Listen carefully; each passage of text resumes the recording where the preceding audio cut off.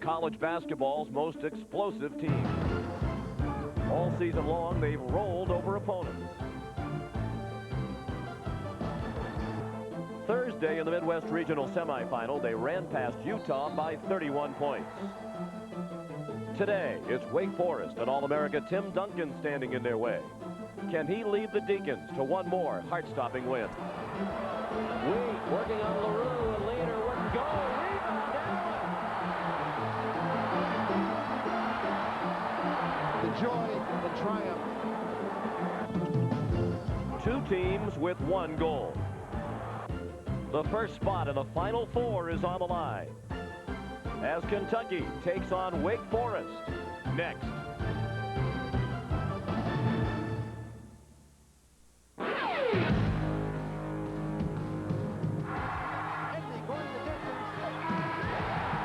Smart takes the shot. Indiana wins the championship. There's the pass to Laser.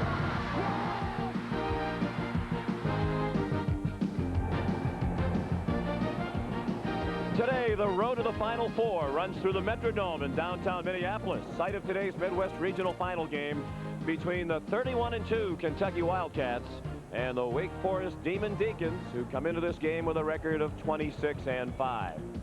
On Thursday night in the regional semifinal, Kentucky annihilated Utah, while Wake Forest snuck by Louisville to set up today's matchup. Hello, everyone, and welcome. I'm Sean McDonough. It's great to have you with us. The Kentucky Wildcats were indeed the most explosive team in the country during the regular season, winning by an average of 23 points per game. They've been better than that here in the NCAA tournament, winning by an average margin of 31 points per game. They've scored over 100 twice. They forced 15 turnovers or more in all 3 games, and it's that pressure defense that sets up the points off the turnovers. And it's a very deep and talented Kentucky team, Bill Raftery, and when you talk about talent, the most talented is Antoine Walker. Well, they complement that press and causing turnovers with the forceful use of the dribble. This kid is so talented in all aspects. Rick wants him down on the box to dominate. He can do that if they need an offensive rebound. He can handle that as well. Terrific in the open floor. Maybe not David Copperfield, but a lot of magic in his game with the dish. And today, Wake Forest tries to pull off the upset against Kentucky. They have the great player who can help the Demon Deacons get it done, the man in the middle, Tim Duncan. He really triggers their offense and defense. So impressive, and a presence on the floor changes your game. That's why their defense is so sound. He can score when needed. With 3 around, why not a little kiss to get the day started by TD? And on this end, there are not too many better at rejecting. He's the Postmaster General, and a little McDonough dance at the end of this. He's got a little emotion. He is ready. The two coaches are Rick Pitino and Dave Odom, longtime friends. Before today's game, we talked with them about today's matchup. In the Utah game, we came out, took great shots, got our press on, the tempo was ours. If you come out and you struggle and you don't get into pressure, then the tempo is theirs. They play basketball with a tremendous passion, and it's nice to watch. It's very tough to coach against. If they miss the shot, challenge shot, we're going to come out a winner probably. If they make the shot, it's going to be very difficult for us to win. That shot, the three-point shot, a big weapon for Wake Forest as it takes on Kentucky next. This is the start of my career. It's just like a fairy tale. They'll never forget their road to glory. Better than 30,000 expected inside the Metrodome in Minneapolis today to watch Wake Forest take on Kentucky, the top 2 seeds in the region, have advanced to the regional finals. Starting lineups for Wake Forest: Sean Allen, Ricky Peral, and Tim Duncan up front. Rusty LaRue and Jerry Braswell, the guards. They're still without Tony Rutland, the knee injury. For Kentucky, Antoine Walker and Walter McCarty. Derek Anderson, the 3 forwards. They play with no true center. Tony Delk, their leading scorer, and Anthony Epps is the point guard. We're pleased to be joined again today in Minneapolis by Michelle Tafoya. Thanks, Sean. Well, Kentucky took a mild hit from the injury bug in the last 24 hours. Anthony Epps and Jess Shepard both had flu-like symptoms yesterday, and Wayne Turner re-sprained his ankle, but all 3 will play. Wake Forest only wishes it had Kentucky's problems. As you mentioned, Tony Rutland re-injured his knee earlier in the tournament and was held to just 3 minutes in Friday's win over Louisville. He is not expected to play today, although he is available. So it's no rest for the weary as far as Wake Forest is concerned. Tim Duncan, coming fresh off a severe stomach virus, played all 40 minutes on Friday, and guards Rusty LaRue and Jeff Braswell played 39 and 38 minutes respectively. Kentucky, on the other hand, had 10 players with 13 minutes or better in Friday's win over Utah, and as Wake Forest head coach Dave Odom was quick to remind us yesterday, Kentucky's 11th man off the bench was formidable freshman sensation Ron Mercer. Sean? Thank you, Michelle. It's Wake Forest and Kentucky. The winner goes to the Final Four. We'll have it for you in a moment. CBS Sports exclusive coverage of the NCAA Basketball Championship is sponsored by Cadillac, Foot Locker, Enterprise Rent-A-Car, and by Pizza Hut. Kentucky and Wake Forest in the Midwest Regional Final here at the Metrodome in downtown Minneapolis. The winner goes to the Final Four. There's the road to the Elite Eight for the Kentucky Wildcats. They have not been seriously tested, while winning by an average of 31 per game over San Jose State, Virginia Tech, and Utah, in a game that was never close here on Thursday night. Wake Forest has had a couple of games go down the wire in the last 2 rounds after an opening round win over Northeast Louisiana. They went all the way to the end against Texas and Louisville, and Wake Forest trying to beat a #1 seed in the tournament for only the 2nd time. They eliminated #1 DePaul in overtime back in 1984. Jim Burr, John Cal, and Dan Chrisman, our trio of officials. Jim Burr to throw the ball in the air. Duncan and McCarty on the jump. Kentucky dressed in white. Duncan controlled the tip, and we're underway. And the Wildcats straight up man-to-man. Sean McDonough, get Duncan some touches. Very important. They double kick it out. The three-pointer will be a key today. Wake Forest, a 42% three-point shooting team, and everyone on the floor can shoot the three for Wake. And John, the amazing thing is they take 2/10 of a point more three-pointers. He's got to find people if he doesn't have it. And Duncan, turnaround shot, spun out to Antoine Walker. They're going to try and drag Duncan away from the goal. McCarty with only 2 points in the win over Utah, showing Kentucky's depth. They can win when one of their key players does not have a great game. They like to pass, get a little bump, get him to the box. Perall, good. They're going to harass the pass to the post here. He can shoot and find people. Rusty LaRue tried to feed Duncan, and the pass missed him. McCarty with some nice hands there. Created the lurch forward for Duncan. Big thing, I believe, for Wake is to play good, solid defense. Make Kentucky take some time on this end. Obviously, be prepared if they do score to set up their offense versus a press. Good cut. And dealt the layup, and Kentucky has a 2-0 lead. And more importantly, you got McCarty. They'll show different looks on the ball, off the ball, pressure points. And Duncan's going to help out quite a bit, according to Dave Odom. He could tire him later. Tony Rutland, the guard of Wake Forest, still bothered by a sprained right knee. Dave Odom said he did not think he would play today, and he's their best ball handler. And the pressure on LaRue and Braswell to handle that press and to hold up under all the minutes. Michelle mentioned the minutes they played 2 nights ago, and they'll go almost the full 40 today, one would suspect. And they got to be solid. Look at this discard for a 3. LaRue missed the 3. Here come the Cats. Anderson fouled by LaRue. Getting back and identifying, so important. 3s, running them down on misses, very important. The ability to use the post rub. Kentucky lifts all help. Everybody high, medium, post. You can't get down from weak side. And Dave Odom, he taught Rick Pitino a lot of things years ago in the 5-star camp. They both were counselors, and of course Howard Garfinkel's turned a lot of guys into the intercollegiate arena. 5 stars where they invite some of the premier athletes as sophomores, juniors to come out and play amongst the best, and coaches get a chance to look at them during the course of the summer. 1 out of 2 at the line from Derek Anderson, and Duncan rebounded the miss. You mentioned Braswell too, and he's got to be sound. They're going to look like some friends of ours late at night trying to beat the press, staggering over the timeline. I mean, it won't be pretty, but there's a unfortunate play. Ricky Peral, some theatrics by Derek Anderson. Dave Odom watched Peral foul out on Thursday night against Louisville. Almost 2.5 minutes into the game, and Wake has not scored. It's 3-0 Kentucky. Now they're going to permit Walker to take the deep one, and this is nice. They get Allen, unfortunately, on the chug. You've got to body up on the cutter, Sean. Earlier, Delk got free. If you don't brush them, make them take a circuitous route, they're going to get easy goals. And that one, I believe, was on Allen. I'm sure it was. Dave Odom warned by Jim Burr already. Dave Odom admitted he got very upset with the officiating on Thursday night. Thought it distracted him from coaching his team for a while, particularly after Duncan got his 4th foul. Delka miss, rebounded by Allen. And on the inbound, they went 2-3. They may look to that and just identify the deep shooters.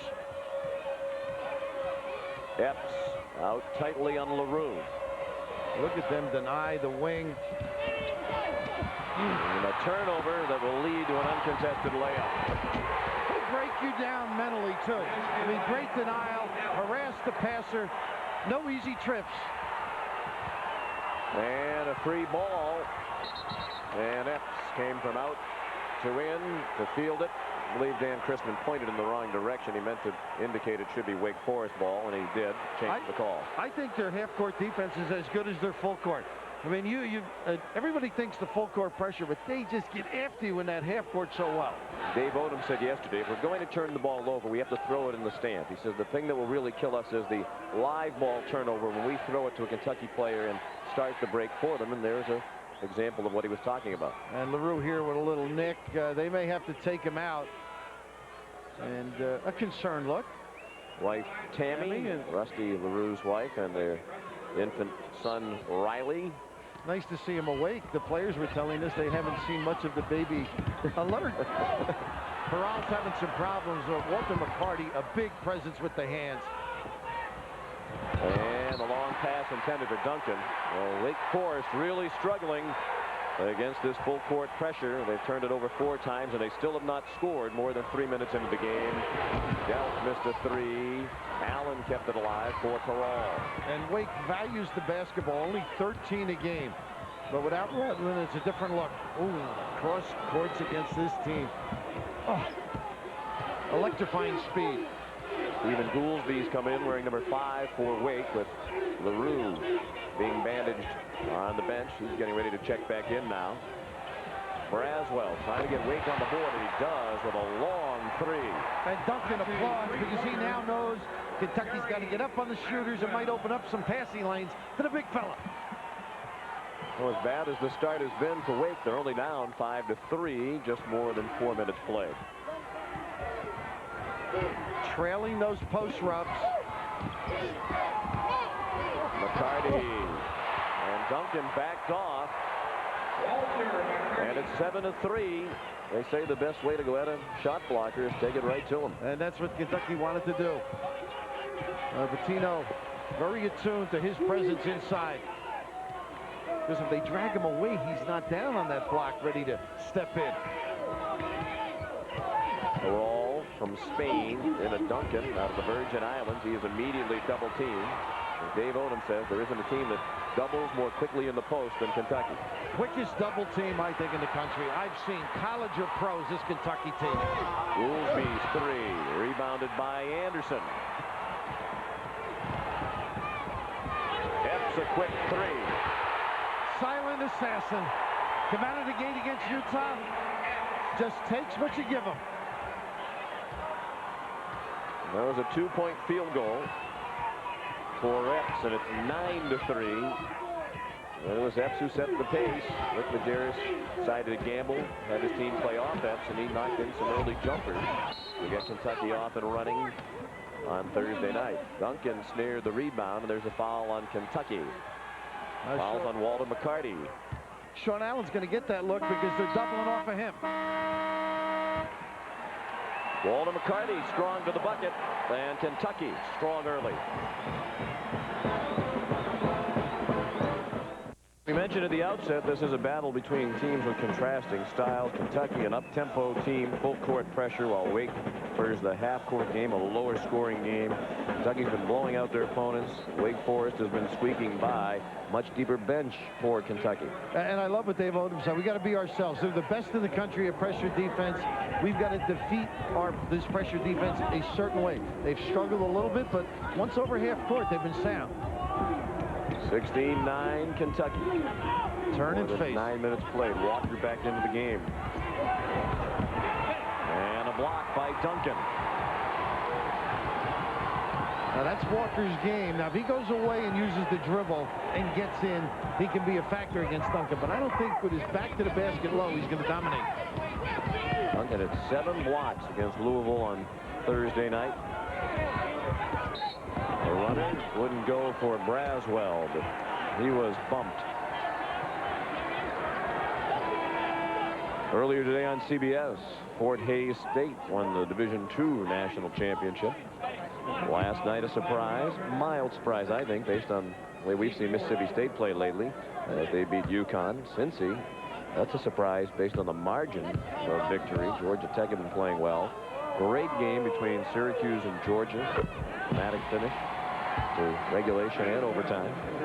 And Kansas survived. I mentioned Billy Packer this morning, going over the different brackets with me, and he said Mississippi State was no fluke the way they played. And solid performance. We've seen them at their best in the SEC. Dante Jones lighting it up. Dampier, not a great game. Wilson able to shoot outside, but they got some people, and Bullard apparently played great defense against Ray Allen. With a sense, Wake Forest is trying to relax and stabilize a little bit. They're back within 5. They were down 10 a moment ago. And Sean, what I like there, a little pressure passive, get back, give him a different look, challenge the shot here. Anderson shot way off. Braswell with LaRue, Peral, Allen, and Duncan on the floor for Wake Forest. It's a survival with Kentucky. You take the first shot, hope you can stand, get back in the ballgame, and right now I think the half-court looks have been much better for them. Peral a little more active. Walker looking to double. Shot clock 10, an open 3 for LaRue. And the rebound controlled by Delk.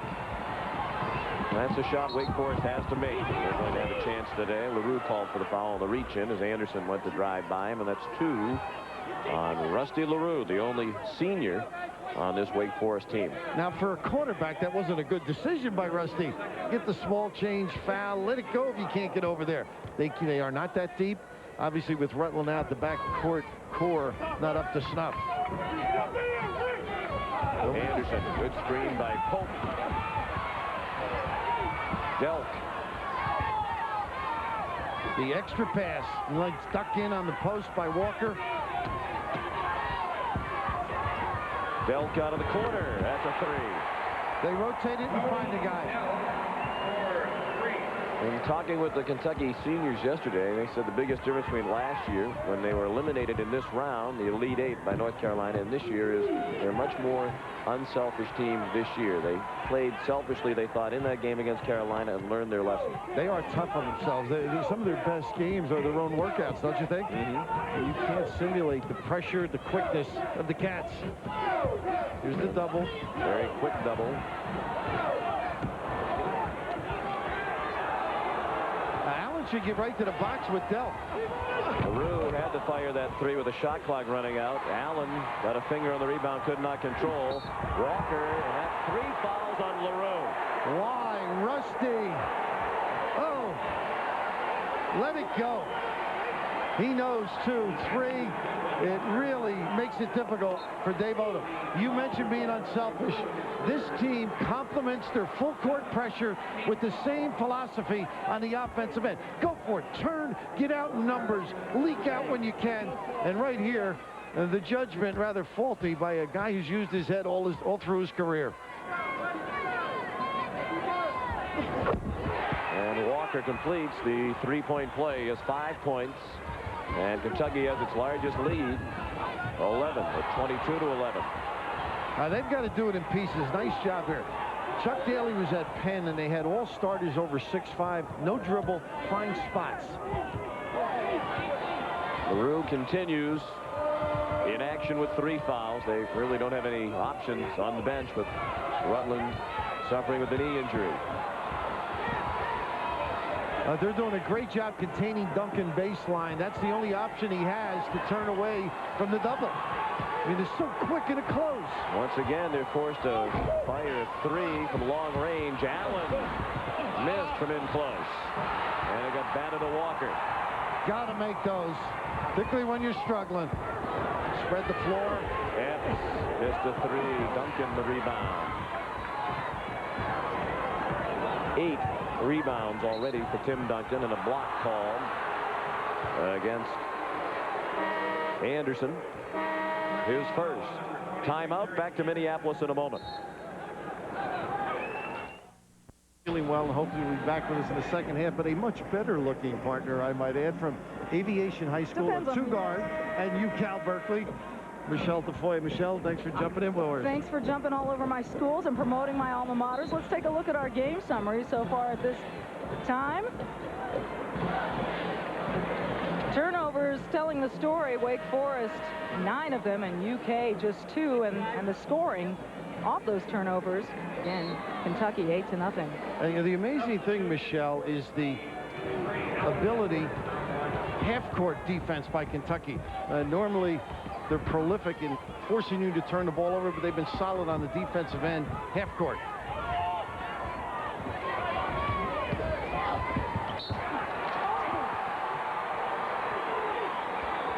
Now, Wake seems to have more confidence in their defense. They had a couple of zone trips, the man-to-man now, effective off the dribble, and no inside game to speak of for Kentucky. Nice play by Shepard. Look at the quick hit. Oh, is that pretty? Again, the turnovers, the quick score. Typical Kentucky basketball. Rusty LaRue trying to get the ball across the timeline, and does. Draws the double team. Boy, they would be great on Wall Street, huh? They turn an investment into quick riches, and there's another inadvertent turnover, and that's off the half-court offense. But you want to press, you feed it. And this is exactly what Kentucky does. Turn it into a quick hitting deuce. 11 turnovers by Wake Forest at this point in the game. 3:05 remaining in the first half in Minneapolis. Walker trying to get the easy 2, doesn't make it easy. Tim Duncan right there on top of him. You know, Michelle, when they get past half court and the touches go inside, you would expect the 3-point shots, but the recovery ability of Kentucky's extraordinary. Double on the box, get out on the shooter. Braswell. And now LaRue. Again, LaRue, 3 fouls early in this ball game. You notice they just don't get the look for Farrell, and the little patented jump hook, a little force out further away from that ideal spot to deliver it. Solid thing. And Antoine Walker with another rebound. The quick pass inside, and 2 more for Shepard, who had flu-like symptoms yesterday. Seems to be doing all right now. 4 points for Shepard. Well, Kentucky gives a lot of people a flu, don't they? Those high little post rubs, the guards get free underneath, the big guys can't react. Plus the ability to knock shots down. A lot of them layups. Again, Braswell handling the point duties for Tony Rutland, out with the knee injury. They got the duck in if they want. Look at this. Does he draw people? But a foul called on the Wildcats. The ability to find. Rick Pitino's guys, he felt all this year, are unselfish. Shepard, one of the terrific athletes on this team, with a little bit of a post-up. And down on this end, oh, you have the same problem. When you walk into a room, a lot of people are attracted to you. They come in a hurry. Not that quickly. Again, Tim Duncan still scoreless in this first half, 0 for 3 from the field, but 9 rebounds. He'll have an opportunity to put his first point on the board right now. And Antoine Walker with his first foul in the game, and even from the stripe, Duncan isn't able to convert in his first attempt.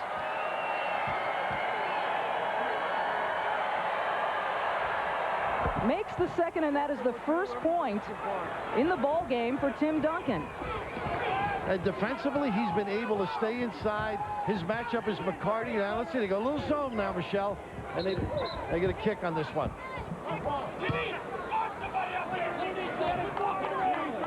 1:31 remaining in the first half. Kick gives here them in Minneapolis. Kick gives them a new shot clock. They ideally like the zoning inbounds. Big front line there. Well, look at the alley-oop anyhow. Braswell trying to drive to the hoop. Can't get there. Kicks out to LaRue, who tried to take a shot but stumbled. And Epps can't get it to go, but McCarty right there for the putback. They come in waves. They don't let their partner. They get a technical foul on Dave Odom right now. Brendan Brown up to try and calm him down. On breakaways, a lot of teams, well, the guy will finish it. Not Kentucky. They play it as though they're not sure whether it's going to go in or not. Great support, and that's your big guy too, McCarty, able to tip to himself and finish. And I think Odom felt McCarty was over the top.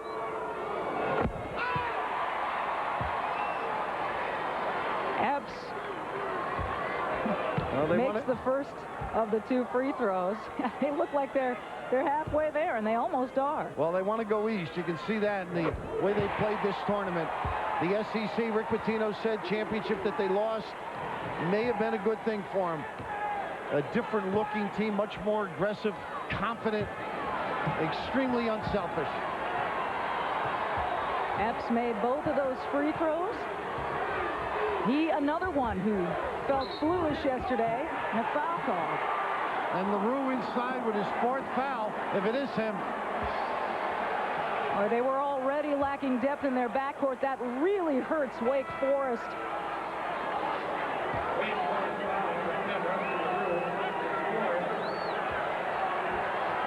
Coming up on Pennzoil at the half, Pat O'Brien, George Raveling, and special guest Duke head coach Mike Krzyzewski will get you updated on all the tournament news, plus a preview of the East Regional Final between Georgetown and UMass. And sharpen your pencils for an NCAA tournament quiz. That's all coming up on Pennzoil at the half. And Rusty unable to perform up to his snuff, the fumble pass. And that's what they do. They get into your psyche. There's the front position now. They let the inbounder alone. Somebody's got a post. And if you dribble into an ideal trap like that, nice little hesitation by Goolsby. Just under a minute, about 50 seconds to go in this first half. Corral's shot, no good. Wake manages to hang on to it. An inside look to Duncan, kicks right out. Good, solid release. That's the area he's got to exploit, not on the box. It's tougher to figure where to come with the double when he's in the 3-second lane. Screen down, set up. Rick Pitino wants the 20, but that's what Dave Odom has to do at halftime. Come up with something to get the basketball to Duncan in an area where he can do some damage, whether it's personally or on the kick. Let's take a look at Tim Duncan's numbers. Just 1 point, the nice 9 rebounds on a block, but no offense yet from Tim Duncan. Well, once he touches it, the quickness to cover and the reaction off the ball by Pitino's guys makes it very difficult. And one thing Dave Odom said is, we'll take a look at what he did against Utah. It's easier to take a big guy away, and he's showing that this evening. This is his numbers the other night. A remarkable game. He's only taken 3 field goal attempts in this first half. And Kentucky on a 12-3 run at the moment. 21 seconds remaining in the first half. And Anderson out front. He's a slasher, good with the bounce. Peral at a disadvantage. Peral with the 2 personal fouls as well. Has to be careful. Drive, draw, and kick. See almost no difference on the shot clock and game clock, and another easy deuce for Kentucky. Well, like everything else in Kentucky, speed wins, huh? Bloodlines and a finishing kick. The Cats on fire. That is the end of the first half with the score Kentucky 38, Wake 19. CBS Sports exclusive coverage of the NCAA Basketball Championship will continue after this message and a word from your local station. CBS Sports exclusive coverage of the NCAA Basketball Championship is sponsored by Pontiac, Burger King, Gillette Sensor Excel, and by U.S. Postal Service.